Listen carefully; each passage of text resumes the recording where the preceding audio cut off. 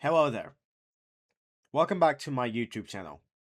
Today we're going to be discussing a little bit about one feature that Steam has put in their trackpads of the anti-hooking issue that they have stated and their intentional design choice. For example, as I use this controller, and I'll turn it on right now, uh if you've noticed, and let me see if I'm able to move the mouse around.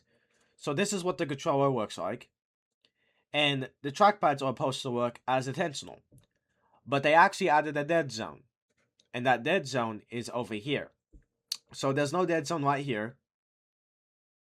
But if I move the controller right here, there's a dead zone.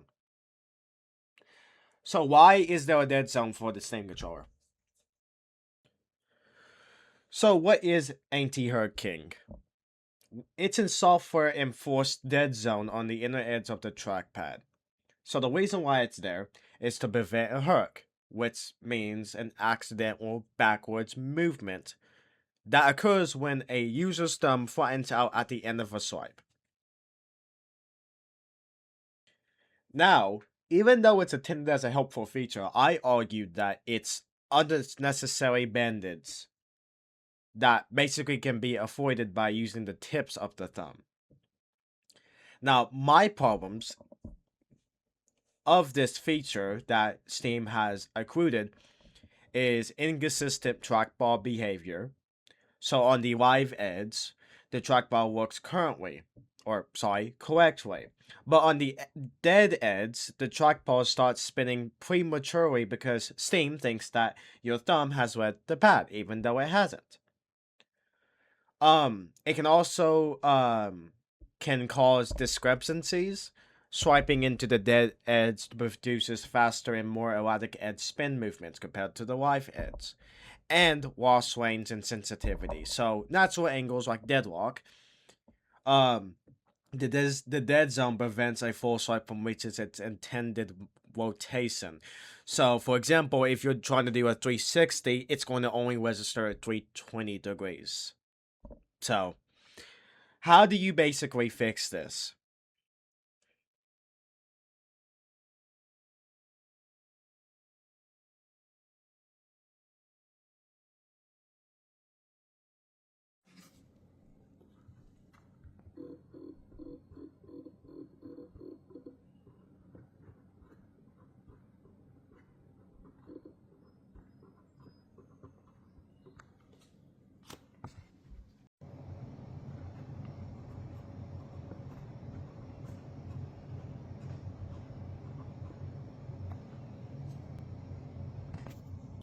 So, how are we going to fix this? First, turn on your Steam controller to make sure it is running for this feature to work. And what you're going to type in is the things I'm going to be sending in the link in the description. First, you're going to type in Steam, whatever, open source console. You're going to be typing this in. You're going to press enter, and it's going to ask you to open up Steam for this application. You click on open Steam, and then it's going to open up the console. So, as your thing is opened for the console and your Steam controller is paired for your PC, you're going to type this code in that I'm also going to be sending in the description. So this is a filter that Steam uses, which currently it's 32,500, but this 32,767 is the maximum it can produce, which is your whole trackpad.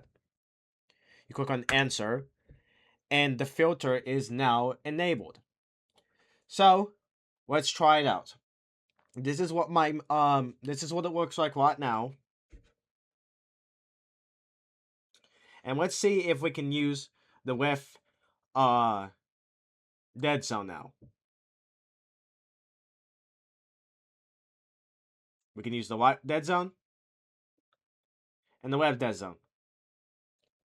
So the dead zone now is completely gone, and the anti-hooking is also completely gone as well. So this feature that Steam has added was not a good concern for most people. Um, and so this is a setup that I want to give you, uh, to get back your full control of the trackpad for the Steam controller or even the Steam Deck control or the Steam Deck. My bad.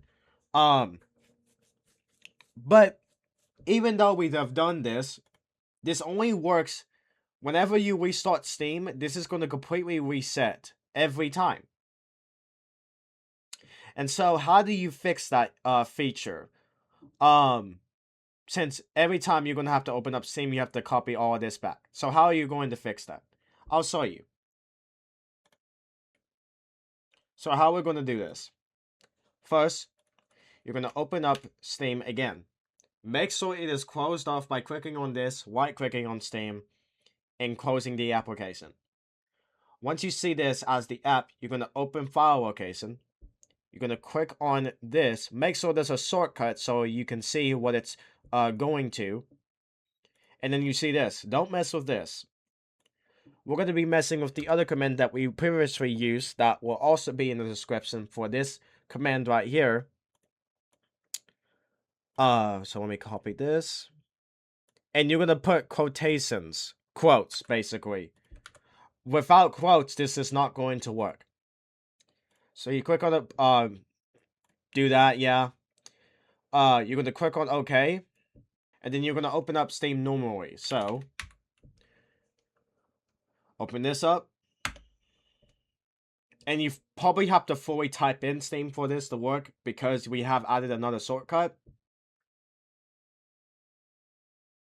It works. And you don't have to worry about it not working at all. Every time you open up Steam, you would have to do the command again. But with that shortcut, you're able to just keep going on with your life. And that is the same with this one as well. So that is the tutorial of how to remove the dead zone from Steam's controller. Thank you for watching.